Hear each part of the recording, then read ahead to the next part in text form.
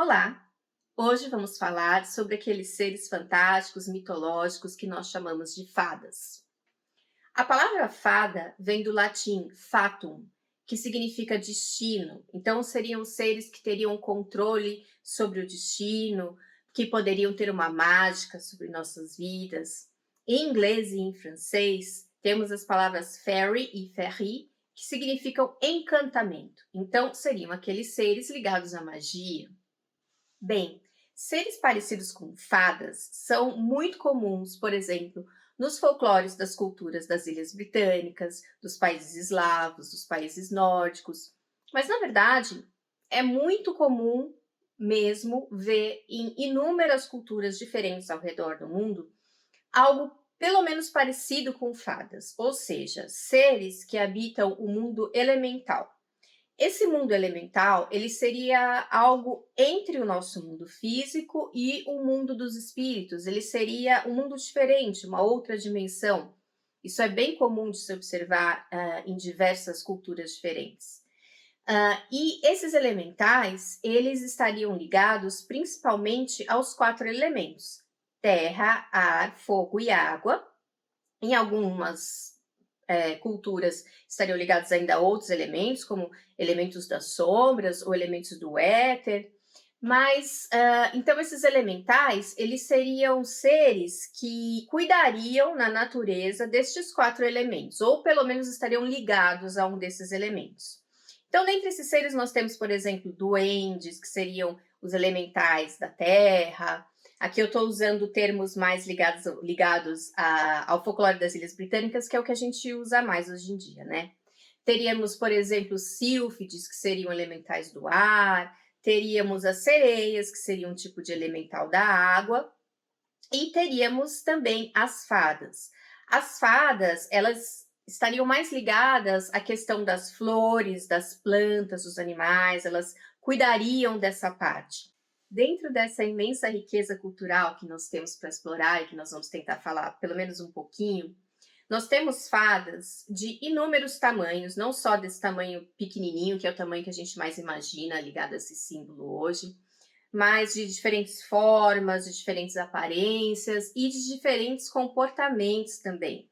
Normalmente hoje nós vemos as fadas como seres bonzinhos, mas nem sempre foi assim. Tem umas fadas assim bastante problemáticas, eu diria, principalmente se a gente for ver as lendas das Ilhas Britânicas. Mas vamos começar pela Grécia. Na Grécia, nós tínhamos alguns seres que contribuíram para a formação dessa imagem da fada que nós temos hoje, que são, por exemplo, as ninfas e os sátiros, que são seres que são ligados justamente a esse mundo elemental.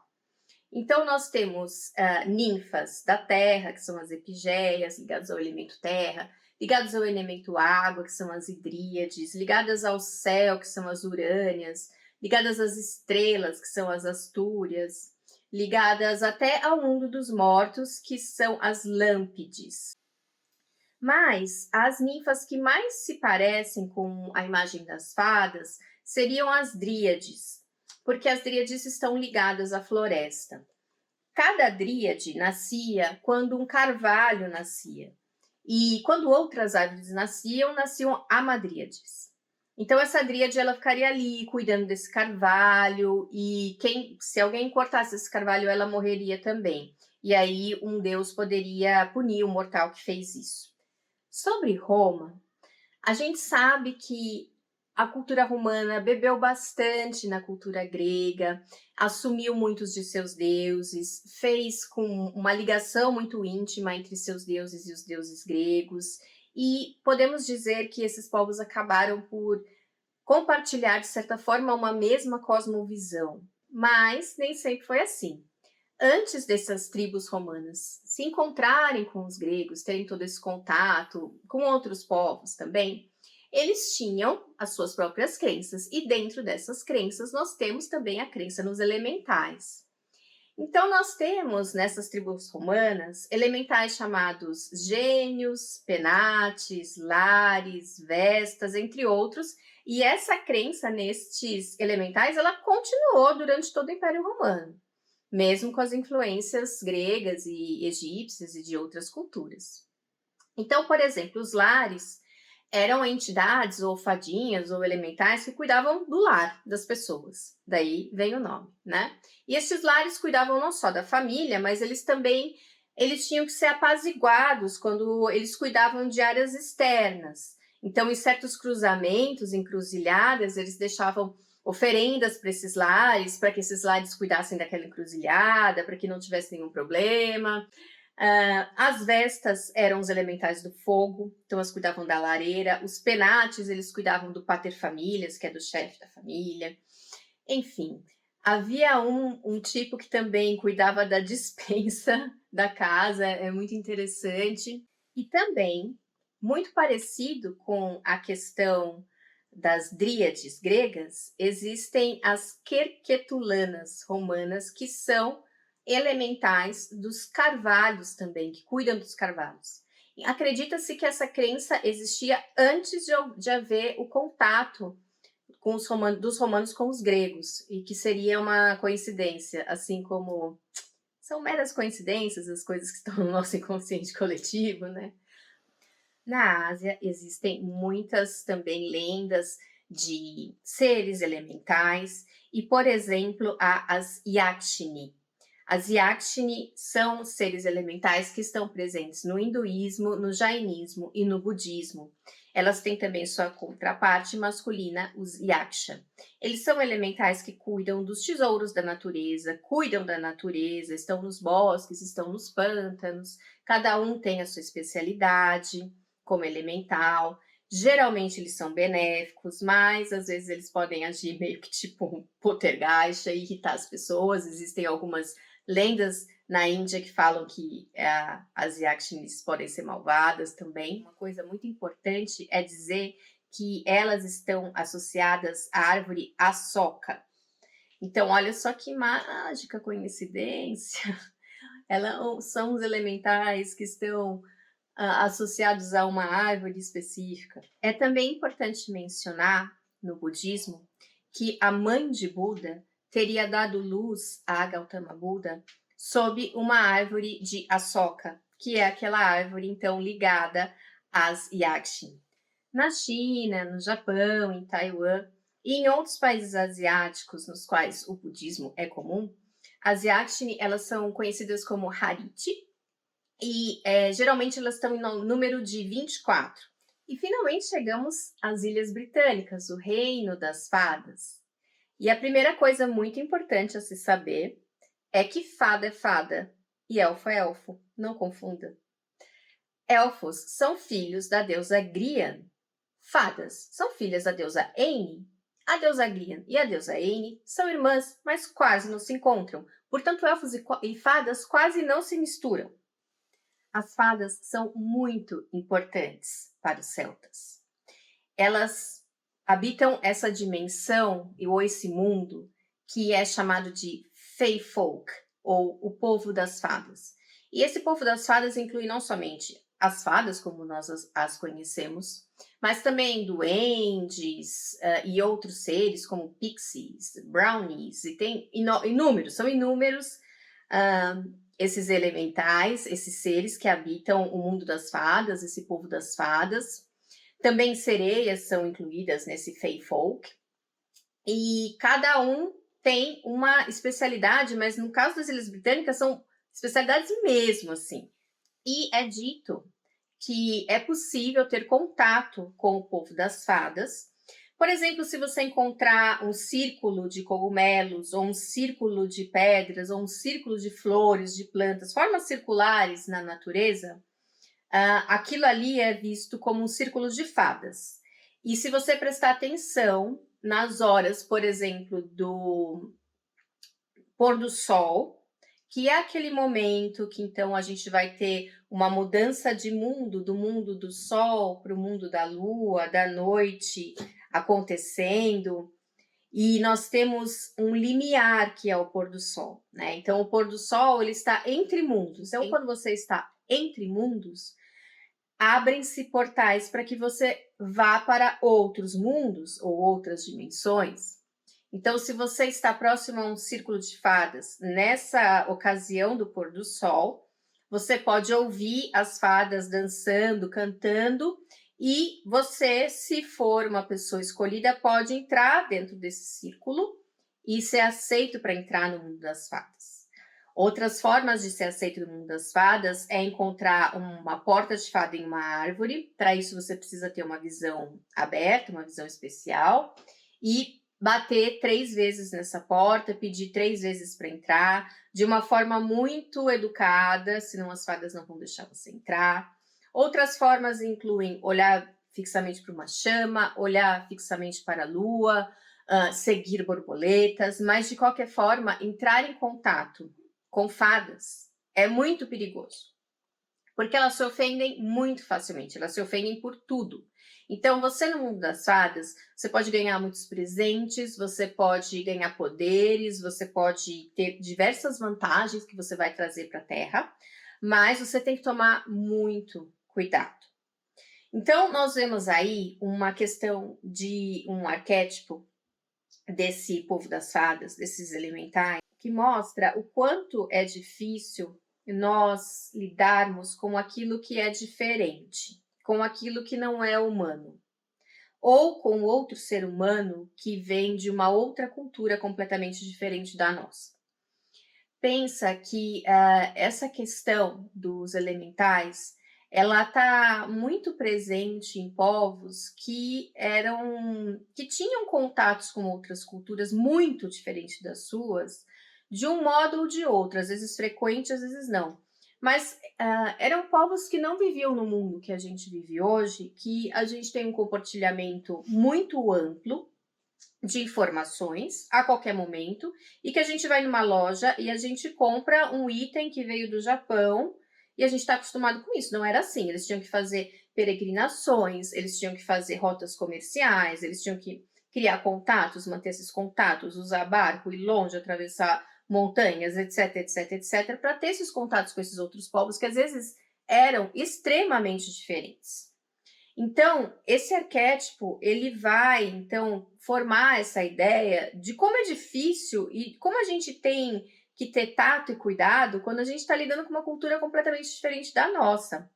E hoje em dia, a gente pode trazer isso para situações nas quais nós vamos conhecer uma pessoa nova e que nós não sabemos se aquilo que a gente vai falar vai ofendê-la ou não. Então, essa questão de estar em outro mundo, em um mundo diferente, ela é algo muito ligada à imagem do povo das fadas. Os celtas acreditavam que uma maneira de agradar as fadas seria fazer oferendas para essas fadas.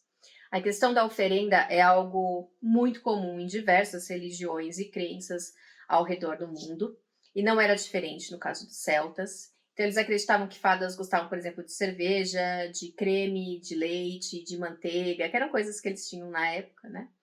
E eles deixavam isso, então, em locais que eles acreditavam que as fadas estavam, para ter um bom relacionamento com elas. Porque fada era um negócio bem complicado para os celtas. Elas podiam ser muito legais, mas elas podiam ser umas pestes dos infernos. E essas pestes podiam fazer as piores coisas possíveis. Por exemplo, havia a Silly Court e a Unsilly Court, ou seja, a corte das fadas da luz, da visão, e a corte das fadas das sombras, aquilo que não se vê. A corte das fadas da luz, a Silly Court, era uma corte de fadas que vivia em um lugar muito bonito, eram muito felizes, gostavam muito de cantar, eram a elite das fadas. E essas sim poderiam te dar muitas vantagens e ajudar humanos, ajudar animais, fazer todo tipo de coisa benéfica.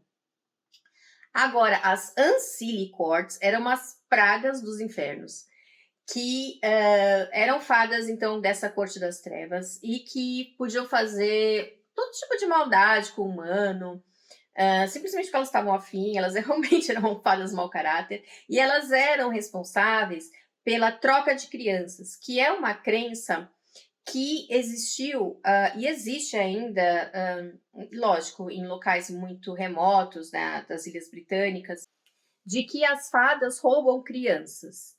Então, por exemplo, se você teve um bebê e a fada também teve um bebê lá no mundo das fadas, só que o bebê das fadas morreu ou ficou doente ou alguma coisa assim, ela pega esse bebê doente e troca pelo seu, ela rapta o seu. E isso é uma coisa que as pessoas acreditavam quando elas viam que o bebê delas tinha algum problema. Então elas falavam: nossa, meu bebê foi trocado pelas fadas, a culpa é das fadas. Ou mesmo as pessoas faziam isso de propósito, pedindo para as fadas trocarem o bebê quando o bebê delas estava doente. Então elas pegavam o bebê, deixavam numa árvore e acreditavam que as fadas poderiam trocar por um bebê saudável. Se ela desse alguma coisa para as fadas que as fadas queriam, fazer algum tipo de troca e etc. Além de haver essa crença nas Ilhas Britânicas de que as fadas eram filhas da deusa Ane, havia também uma crença celta de que as fadas eram Tuatha de Danann, ou seja, filhas da deusa Danu, povo da deusa Danu. Nada mais do que o povo das fadas. Essa deusa Danu era a grande mãe, era vista como uma grande mãe, como uma deusa tríplice, então que tinha três aspectos, né? Nesse aspecto semelhante à deusa Hécate, por exemplo, que é a deusa da bruxaria grega, né? Esse povo, ele faria parte do mito de fundação dos celtas na Inglaterra, nas Ilhas Britânicas. Então eles acreditavam que antes dos celtas ali viviam outros povos, o que é uma verdade arqueológica, mas daí vem o mito, né? Então, eles acreditavam que veio esse povo de Danu, que era um povo mágico, um povo com muitos poderes, que eles vieram às Ilhas Britânicas, expulsaram os povos que viviam lá e conquistaram as Ilhas Britânicas e ficaram vivendo lá com seus poderes mágicos. Porém, com o passar do tempo, vieram outros povos e expulsaram o povo das fadas de lá. E esse povo das fadas, eles fugiram, então, porque eles tinham poderes de invencibilidade, poderes de voar, etc. Eles fugiram para as montanhas da Irlanda, da Escócia, e passaram a viver lá. Então, hoje, o povo das fadas vive nessas áreas montanhosas, vive nas cavernas, vive escondido, mas ainda vive. E é muito comum, então, que as pessoas que habitam as Ilhas Britânicas ainda tenham algum tipo de contato, né, com esses seres elementais, lidem com eles, acreditem neles. Na Idade Média, a crença das fadas continuou, e dentre essas lendas do mundo das Ilhas Britânicas estão as lendas do rei Arthur, que são importantíssimas para a identidade dos povos britânicos, né? Porque o rei Arthur realmente é uma figura muito significativa, porque ele seria aquele que conciliou, então, as tradições do cristianismo com as tradições das Ilhas Britânicas. E nos contos do rei Arthur existe a Fada Morgana. A Fada Morgana, então, tem muitas... Os contos do rei Arthur, eles foram escritos e reescritos por muitas pessoas.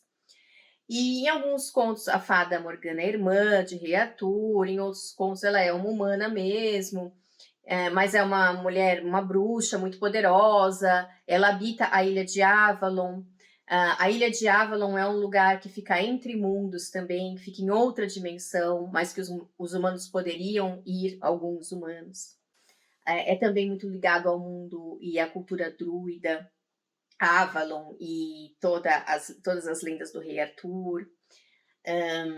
Em outros contos, como por exemplo de Marion Zimmerman Bradley, que escreveu As Brumas de Avalon, no qual ela reconta as histórias do rei Arthur, Morgana é a personagem principal, né? A história é contada pelos olhos de Morgana.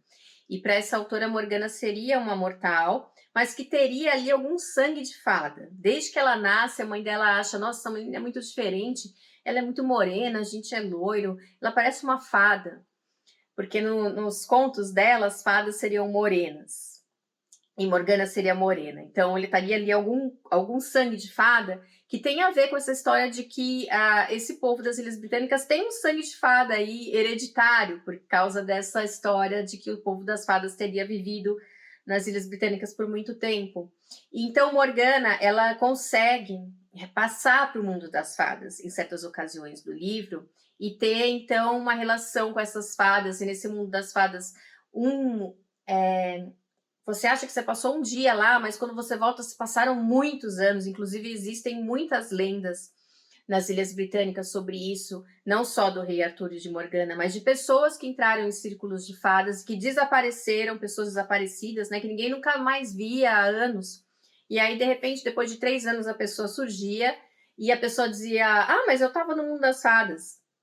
Para mim, passou um dia só. E isso era aceito, porque as pessoas realmente acreditavam nisso. É também na Idade Média que começa a ser criado o mito da fada do dente. A fada do dente é um mito bastante popular nos Estados Unidos hoje e até mesmo aqui no Brasil, por influência norte-americana, nós vemos algumas mães fazendo isso. É aquela fada que vai pegar o dentinho de leite da criança que caiu, que a criança põe debaixo do travesseiro, né? Então é para incentivar a criança a não ficar com aquele dente pendurado ali. Vai vir à noite e vai trocar por uma moedinha.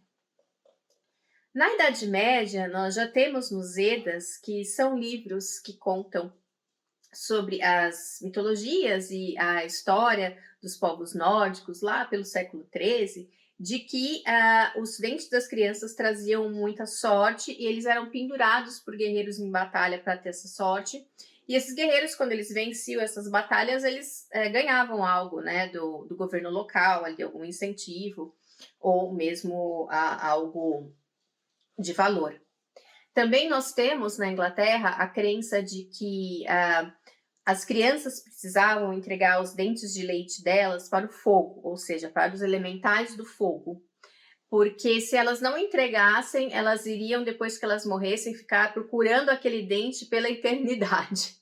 Aí já é um jeitinho meio diabólico, vamos dizer assim, de convencer a criança que ela tem que entregar o dente, né? Diz também, dentre os povos africanos, nós temos crenças nos elementais. Por exemplo, em uma sociedade que se chama Dahomey, que é uma sociedade lá da África do Sul, eles acreditavam nas Aziza. E outras sociedades também tinham uma crença em seres parecidos. As Aziza, então, seriam fadas que auxiliariam as pessoas na floresta, se elas tivessem algum problema na floresta, ou mesmo auxiliariam os caçadores. E acredita-se que... E hoje as Azizas são vistas como mulheres com asas. E acredita-se que, assim que os europeus chegaram na África, teve algum contato entre as fadas europeias e as Azizas, em termos de trocas de histórias, etc. Então, as Azizas hoje passaram a ter também asinhas, como as fadas europeias. Pensando em outras culturas africanas que também tinham crenças em elementais, nós podemos citar as que vieram para o Brasil, por exemplo, os povos de cultura iorubá, que trouxeram a sua crença em elementais do fogo, da água e do ar, que vieram a enriquecer a religião que nós temos hoje, aqui no Brasil ativa, que é a Umbanda. Existem livros sobre isso, como por exemplo do autor Rubens Saraceni, que escreve bastante sobre os elementais, como lidar com eles, onde eles vivem, como que eles fazem, como que são, como eles surgem, como que é a evolução desses seres. Como a Umbanda também, então, tem influências indígenas brasileiras, nós temos aqui no Brasil também os nossos elementais. Por exemplo, o Saci é um elemental, o Currupira é um elemental, eles cuidam de coisas específicas, ou no caso do Saci, descuidam de coisas específicas, né? O Saci é um trickster. Mas, enfim, existem também aquelas que parecem fadas, como, por exemplo, a Mãe dos Sonhos, que seria uma fada que vem à noite, faz com que nós tenhamos bons sonhos, com que crianças tenham boas noites de sono, e se diz que quando as crianças estão dando risada, sonhando, é porque a mãe dos sonhos está ali. Nós temos também a mãe das seringueiras, que, olha que coincidência, nasce junto com uma árvore, que nesse caso é a seringueira, e cuida da seringueira, mas não existe inconsciente coletivo. E nós temos também a Mãe das Pedras Verdes, que cuidaria das guerreiras amazonas e daria para elas de presente um barro verde especial com o qual elas fariam amuletos que se chamam Muriaquitã. Acho que é esse ponto que vocês devem estar se perguntando se eu não vou falar sobre as fadas madrinhas. As fadas madrinhas, na verdade, são um fenômeno mais jovem do que todo esse mundo das fadas britânico, por exemplo, e nórdico, porque eles teriam aparecido na literatura lá pelo século XVII, tendo ficado mais famosas com o tempo, e seriam adições feitas aos contos de fadas medievais, colocando essa figura benéfica que apareceria então do nada e que protegeria a protagonista da história, como por exemplo a Cinderela, a Bela Adormecida, que tem as fadinhas dela, e que ficou muito mais famosa com a Disney. A Disney fez coisas muito boas para as fadas, porque ela tirou dessa história de que fadas poderiam ser seres maléficos. Ela separou o que seria bruxa, que seria então um ser ou uma fada maléfica, que pode ser um humano ou não, e das fadas que não são humanas e que ou são fadinhas muito bonitinhas, como as fadas madrinhas da Bela Adormecida, ou uma senhora que vai cuidar da Cinderela. Então a fada passa a ter aquela coisa de mãe, de esperança, aquele símbolo de esperança de quando eu tô na lama, não vejo mais nada, não tem futuro, outro ser vai aparecer magicamente me ajudar. É algo que todo mundo queria que acontecesse, né? Que você não precisasse fazer nada, que surgisse uma fada madrinha e que cuidasse de todos os seus problemas. Mas, mesmo assim, nós temos na Disney a Fada Sininho. A Fada Sininho, do Peter Pan, ela não é igual essas outras fadas, tão boazinhas, tão legais como essas fadas madrinhas. A Fada Sininho hoje, ela foi repaginada para as crianças, porque hoje ela tem desenhos e outras coisas dos quais ela é boazinha, legal e tudo mais. Mas se você for ver no Peter Pan, no filme do Peter Pan, que é um filme antigo, a Fada Sininho, ela parece mais com as fadas das histórias da Grã-Bretanha, porque ela é chata, ela é muito exigente, ela é ciumenta, ela se ofende facilmente, ela arruma confusão. Então, a Fada Sininho é uma fada mais próxima dessa ideia de fada de que se tinha realmente na Grã-Bretanha. Bem, vou terminar dizendo que fadas e seres elementais fazem parte de diversas religiões e crenças ainda hoje, não só na Umbanda, nós temos no Espiritismo, inclusive no Livro dos Espíritos, que é um livro muito importante para essa religião, menções aos elementais, dizendo que eles são seres que cuidam da natureza, que são seres que têm sua evolução paralela, que realmente existem. Nós temos muitas ordens místicas, mágicas, ocultistas que ainda trabalham com os elementais, então eles não estão distantes do nosso mundo atual, mas na visão popular de pessoas que não necessariamente seguem essas religiões, por causa dessa visão da Disney, que a Disney trouxe, elas representam então a infância, elas representam o brincar de contos de fada, o brincar de faz de conta, o brincar de ter poderes, de poder voar. Elas estão presentes nas obras contemporâneas que são escritas para crianças, como Harry Potter, como as Crônicas de Nárnia. Estão em muitos desenhos infantis. Não tem como você ver a imagem de uma fada e já não reconhecer, né? Esse ser que tem essas asinhas, que tem uma varinha de condão, que faz mágica. Então, hoje, se a gente pode dizer que existe um arquétipo para a fada, ele seria um arquétipo da infância, da magia, da inocência, do que a gente não consegue atingir. Então, ele é muito diferente da ideia de fada que existiu até mais ou menos o século XVIII, ou mesmo, na verdade, que existe até hoje em muitas crenças de muitos povos nórdicos ou das Ilhas Britânicas, ou mesmo de pessoas que seguem essas religiões, de que fadas são seres reais, são seres elementais que têm as suas características e que em locais como nas Ilhas Britânicas, por exemplo, poderiam ser maléficas, eram seres que representavam a dificuldade de lidar com o diferente, de lidar com o outro, de lidar com uma coisa que é completamente, que você não sabe o que vai acontecer, que você tem muito cuidado. Então, isso é um arquétipo né? E o que a gente tem hoje é outro. Esse é um dos símbolos que eu trouxe aqui no canal que mais sofreu uma mudança radical entre o que ele realmente era para essas culturas todas e ainda é para essas religiões e o que ele é hoje para a mentalidade das pessoas. Então é algo diferente, é algo para a gente perceber que sim, os arquétipos podem sofrer mudanças, que essas mudanças são muito influenciadas por agentes culturais com grande poder de influência, como por exemplo a Disney, e pensar no que isso faz no nosso inconsciente coletivo, como que a gente passou dessa coisa para essa outra coisa. Será que isso vai se sustentar? Que essa fadinha boazinha vai se sustentar? Ou que o nosso inconsciente coletivo vai puxar de novo para as origens da fada? Veremos o que acontece nos séculos seguintes. Obrigada e até semana que vem com um novo vídeo.